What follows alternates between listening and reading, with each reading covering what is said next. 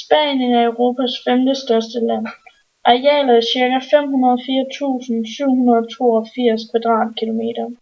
I Spanien taler de spansk, catalansk, galicisk og baskisk.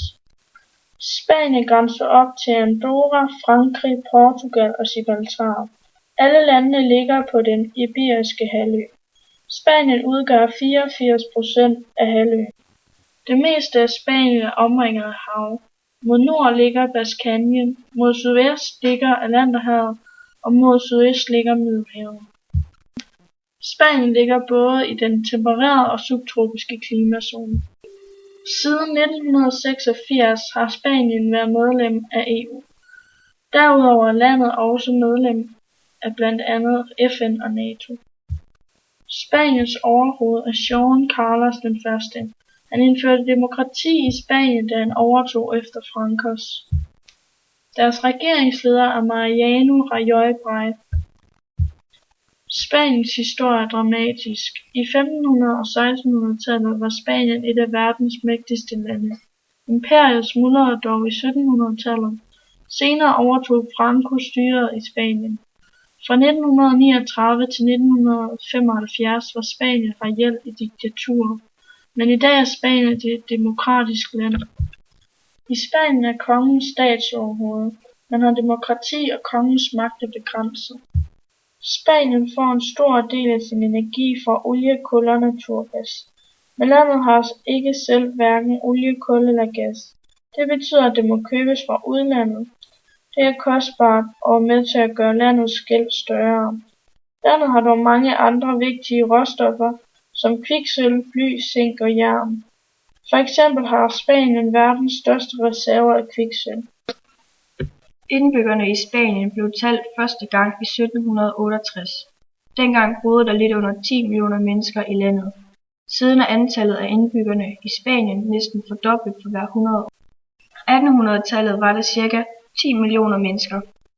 1900-tallet var det ca. 19 millioner mennesker, og 2000 var det ca. 40 millioner mennesker. I dag er det ca. 46 millioner mennesker.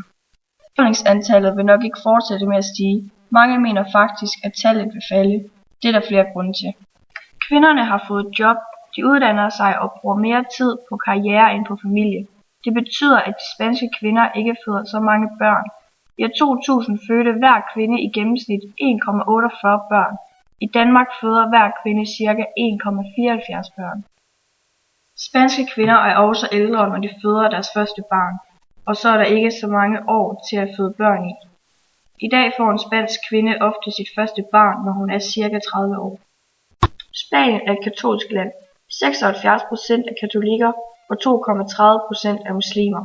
Det betyder, at kirken er imod prævention og abort. Men det er dog ret let at skaffe sig prævention. Det er også ret nemt at få en abort. 40% af alle aborter sker for kvinder under 25 år. Alt det gør, at befolkningstallet i Spanien vil falde. I Spanien betaler de med euro. Spanien er et af de lande i Europa, som har taget finanskrisen allertungest.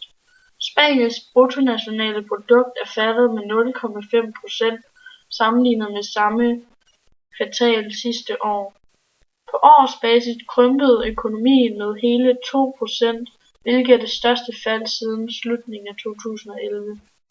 Den spanske regering forventer ud for 2013, at økonomien yderligere vil falde med 1,7%. Sidste år faldt det spanske bruttonationale produkt med 1,37%, hvilket er det værste fald siden 1970.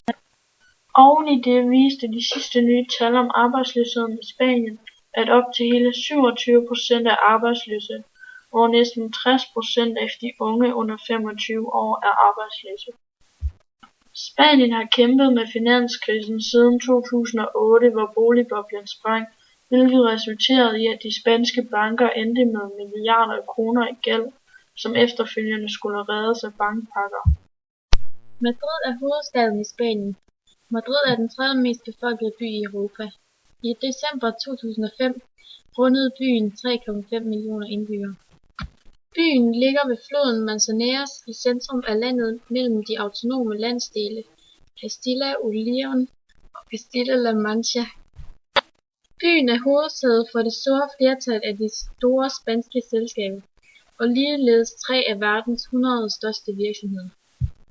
Grundet byens økonomiske bidrag, levestandard og markedsstørrelse anses Madrid som det økonomiske center for den iberiske halvø.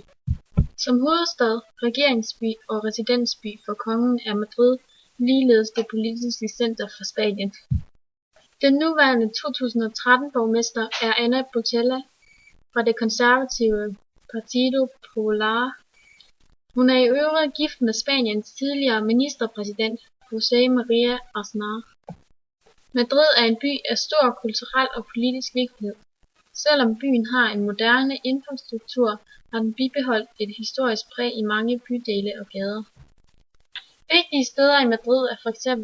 Det Kongelige Palads, Det Kongelige Teater, som hedder Teatro Real, Buen Retiro-parken, som blev grundlagt i 1631, Nationalbibliotek, som blev grundlagt i 1712, de 3 store kunstmuseer, Prado-museet, Museo Nacional Centro de Arte Reina Sofía og Thyssen-Bornemisza Museum. Efter genindførelsen af demokrati i Spanien i 1975 og Spaniens indtræden i den Europæiske Union, har Madrid spillet en stigende rolle for Europas økonomi.